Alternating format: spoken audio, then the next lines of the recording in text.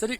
Dans cette vidéo de Via Ferrata, vous allez voir Elisa boire une bière, Elisa se battre avec la tente de toit pour pouvoir la monter, une voie sans issue, et Elisa boire une bière.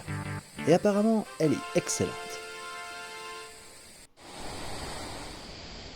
Salut à tous! Salut! On se retrouve dans cette forêt qui sent bon le pin. On est à Pralionne-la-Vanoise pour aller faire la Via Ferrata de la cascade de la Fraîche. C'est parti!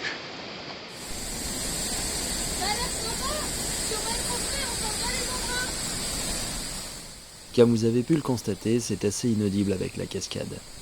Du coup, c'est une via relativement difficile qui monte jusqu'en haut. Elle est en deux parties avec une petite partie bonus et elle terminera par la forêt. Et le chemin repassera devant la cascade histoire d'en profiter une dernière fois.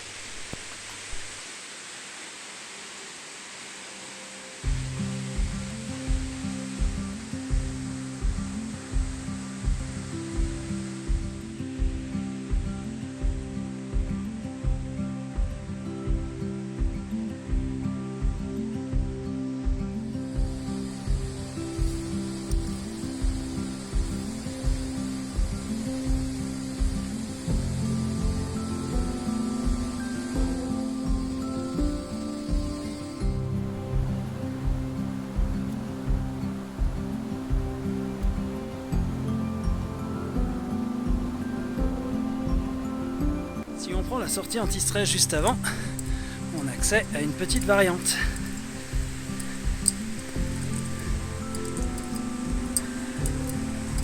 Et cette dernière passe juste au-dessus de la cascade.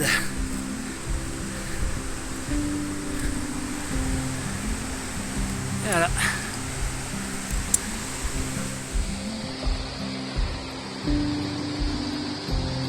Quel joli siphon!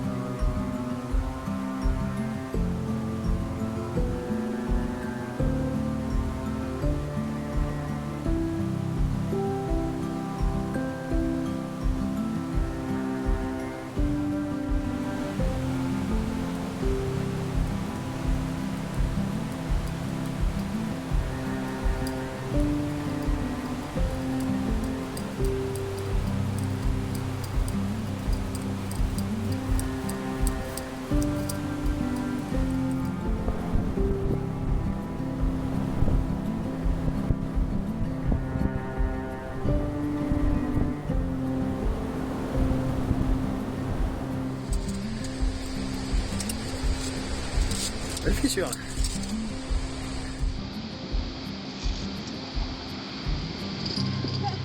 Une poignée qui est faite pour là. On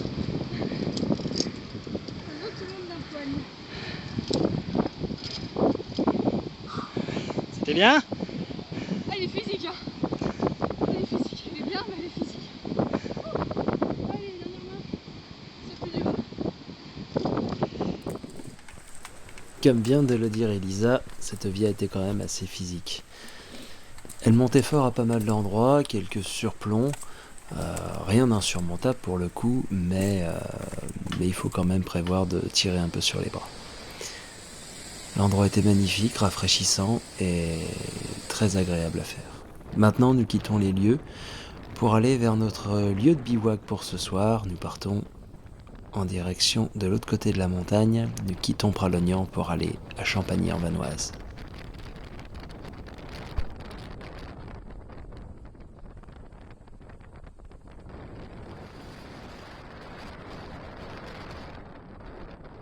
Alors, on a quitté Pralina-la-Vanoise pour aller à Champagny en Vanoise. Et donc, du coup, on va se poser dans un endroit un peu sympa. Ça va être l'occasion de rouvrir la tente et puis d'installer l'annexe en espérant que ça se passe mieux. Ça va être compliqué de filmer l'installation de l'annexe, mais on va faire ce qu'on peut.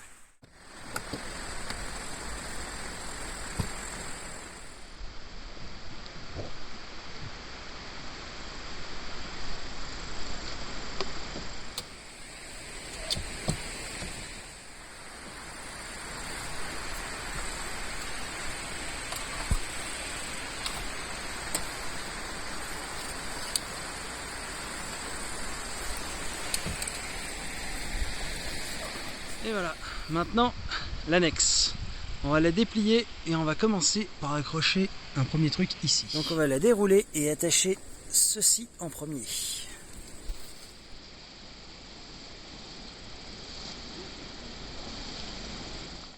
On vise entre les deux fenêtres et on prend le bitognola qu'on met ici. Le plus court. Ça sert à centrer l'annexe. Un petit peu forcé. Du coup, celui-là, c'est pour la porte, celle qui s'ouvre pour accéder à la voiture. Vas-y, qu'est-ce que t'as pris? Alors ça, c'est les petits scratchs. On va le glisser. Alors, faut enlever ça. Du coup, on va venir le glisser dans la rainure qui est là. Non, qui est là. Du coup, on va venir tout simplement scratcher là. Donc c'est pas totalement étanche avec les bords de colle, évidemment. Là. Mais bon, avant que le vent et la pluie passent par là.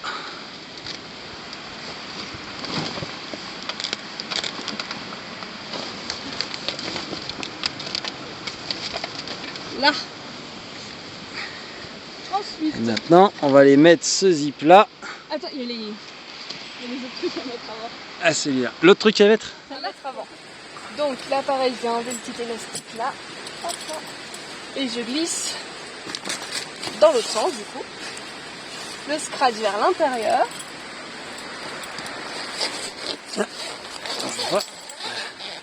C'est le même rail que pour les portes à chaussures. Voilà, juste Et ici. du coup, on va venir se scratcher comme ça.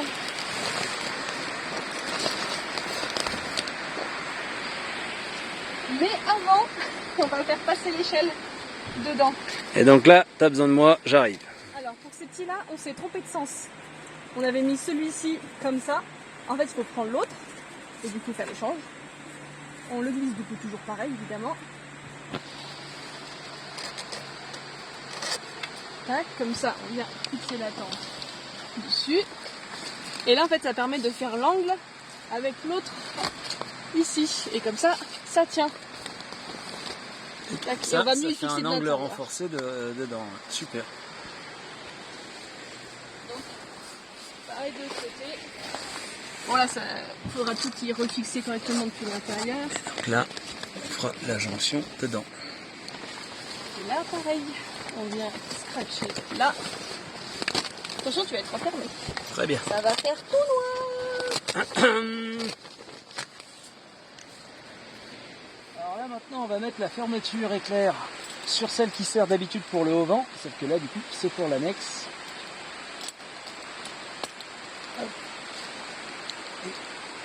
On va pouvoir la démarrer. Tiens, coupe ton truc et viens m'aider. Donc là, on a fait quelque chose de propre. On a fermé la fermeture éclair. Ça commence à ressembler à quelque chose. Et là, il n'y a plus qu'à mettre les piquets. Ah, les trous qui sont là. Eh ben, je t'amène ça. Donc là, on a mis les piquets. Et ce qu'on va faire, c'est on va fixer un peu le sol pour après pouvoir mieux caler nos piquets. Et ça permet déjà d'avoir une idée de l'inclinaison qu'on veut. Et garder un peu de hauteur au sol pour le reste de l'annexe. Et on n'oublie pas le petit bidule là, au cas où il pleut, comme ça, ça rentre pas dans le petit trou.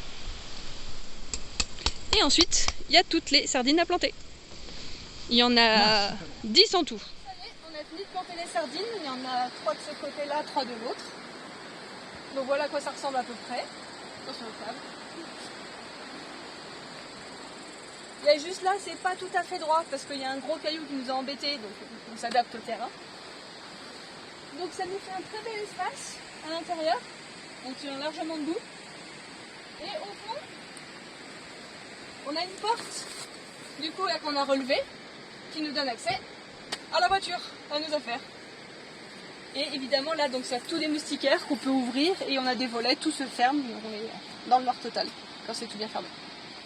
Voilà, il n'y a plus qu'à faire l'apéro. Et maintenant, petit bonheur d'avoir choisi Goverland où tout est inclus. Voilà. On est bien là. Avec la petite couette pour bien dormir.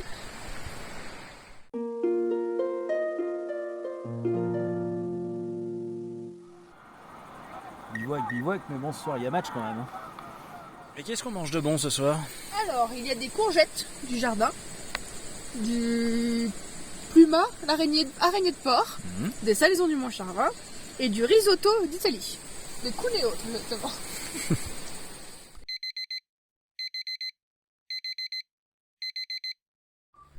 Salut! Ce matin, c'est Via Ferrata du plan du bouc. Il y a 2 chemins possibles, nous on va prendre celui qui longe l'arête.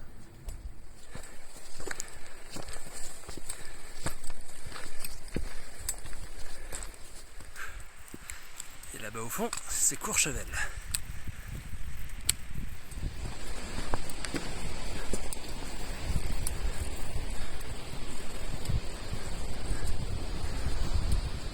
Donc là, faut pas se tromper, il faut monter pour pouvoir aller rejoindre la Via. Mais on va descendre vite fait, parce qu'il y a une petite chapelle sympa en bas. Et là, apparemment, il y a une bestiole qui a fait son déjeuner.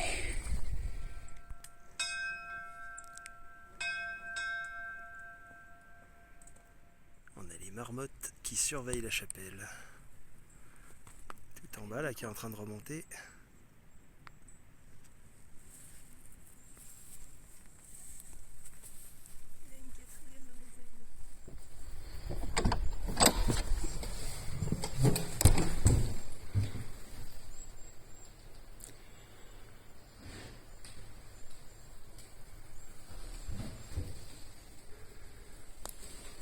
Alors du coup, la Via départ de là.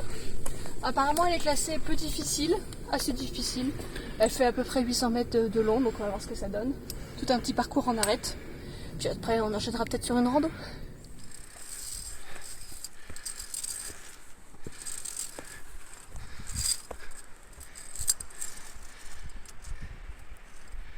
On quitte rapidement le chemin pour un petit passage dans les bois, avant de reprendre la Via un peu plus tard. Amanite, tu mouches. Mangez-les, c'est délicieux. Non, je déconne, mangez pas ça. C'est très toxique.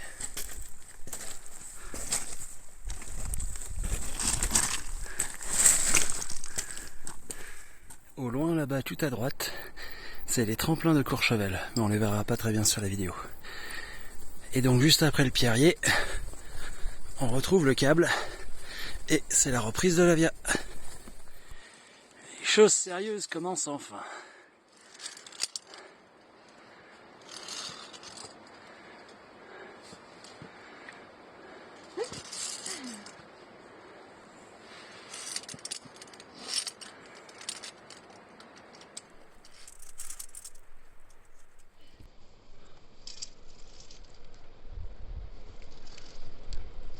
Ça va, c'est raide? C'est raide? Non, ça va.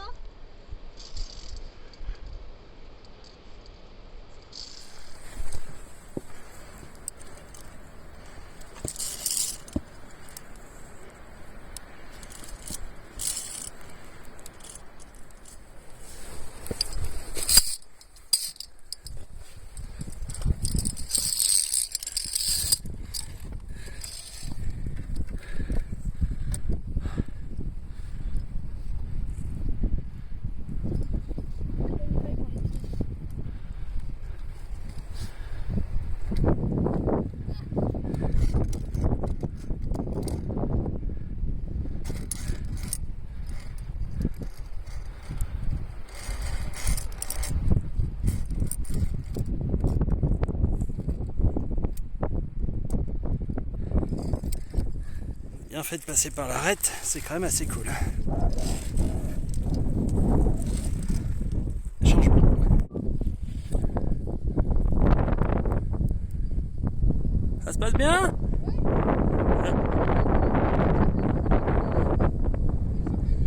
Je suis suis pas sûr qu'on t'entende avec le vent. J'arrive.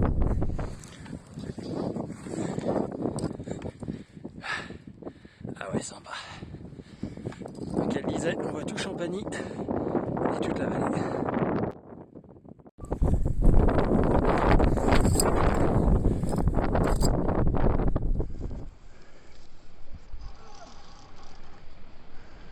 Là, c'est bon.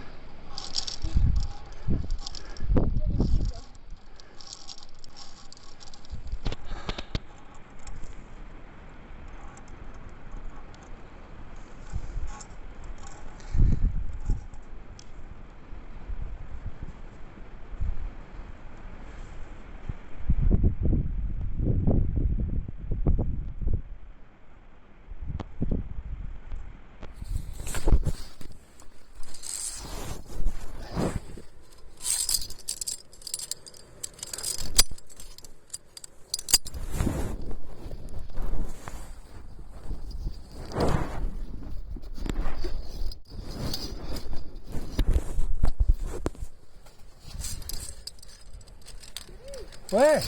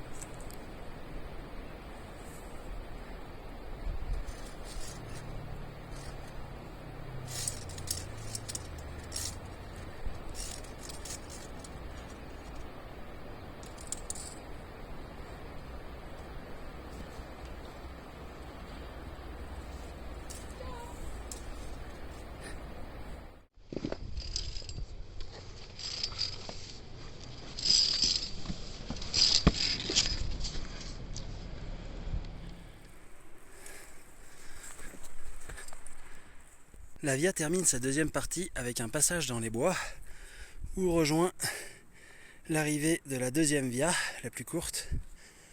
Et tout ça continue par un chemin qui monte là-haut.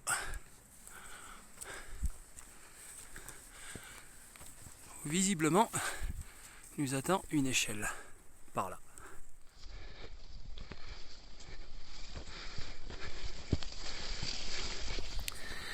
Et voilà la reprise de la via.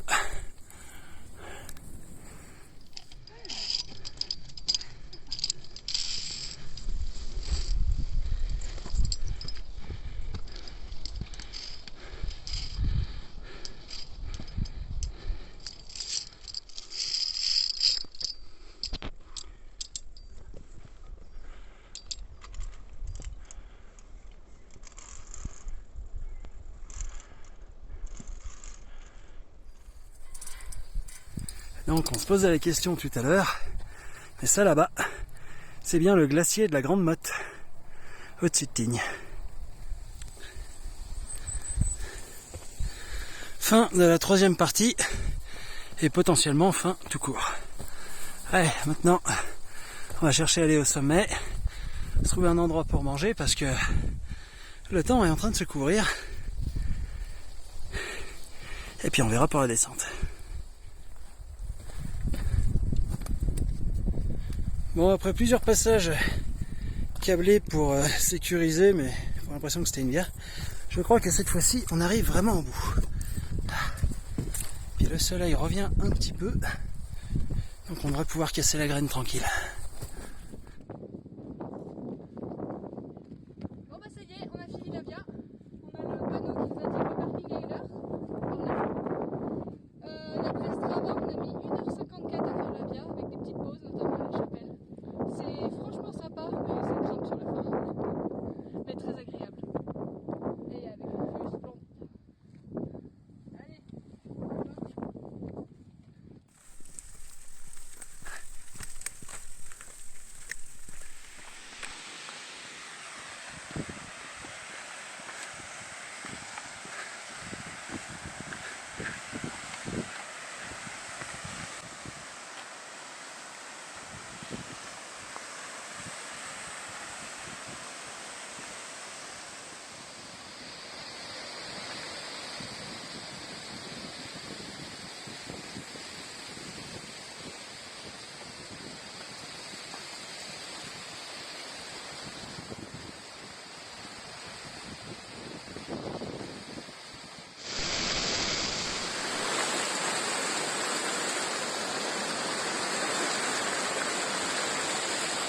Pour les pauses fraîcheur, il n'y a rien de mieux qu'une cascade. Qu'est-ce que t'en dis, ma biche?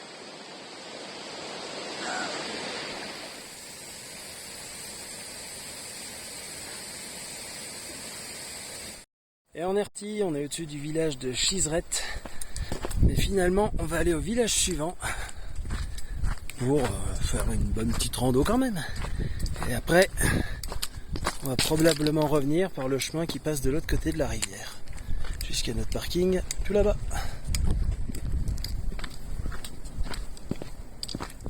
Et on arrive à Champagny-le-Haut. On va traverser là-bas, l'endroit où on a dormi hier soir. Et puis on continue. Alors du coup, on est parti tout là-bas. On a fait l'arête là que vous voyez. On est monté, je ne sais pas trop, je ne saurais pas nous repérer là dans le chemin. On a une cascade là dans le creux. Et on a refait tout ce petit chemin là qui descend. Et là on arrive à Champagny-le-Haut. Et bah au lieu de rentrer par la route, on va traverser et rentrer par les chemins de l'autre côté, ça sera plus sympa.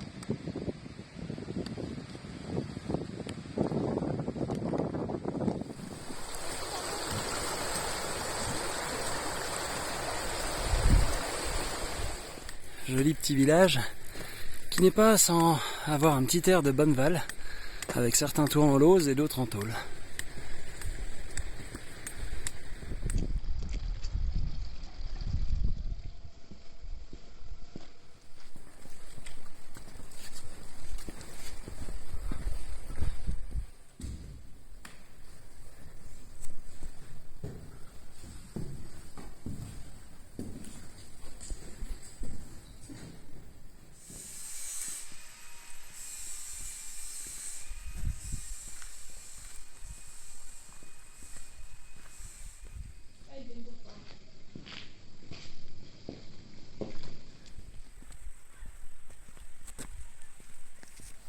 Ce qu'on aperçoit là, c'est un morceau d'acrobranche, mais l'hiver c'est une cascade de glace pour apprendre à grimper dessus.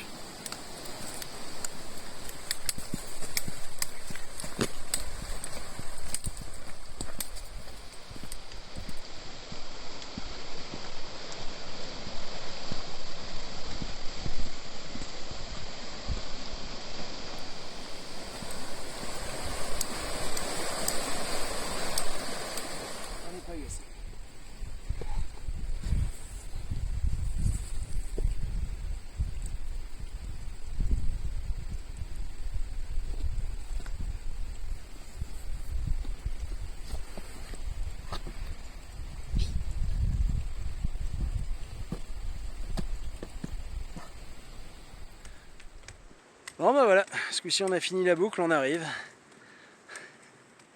Qu'est-ce que t'en as pensé? C'était bien. Par contre, si vous faites ça en plein été, ça doit taper. Ça doit taper. Là ça va, et c'est très bien. C'est la fin de cette vidéo, merci de nous avoir suivis. Et puis, si vous avez des questions, posez-les en commentaire. Et puis, à une prochaine fois.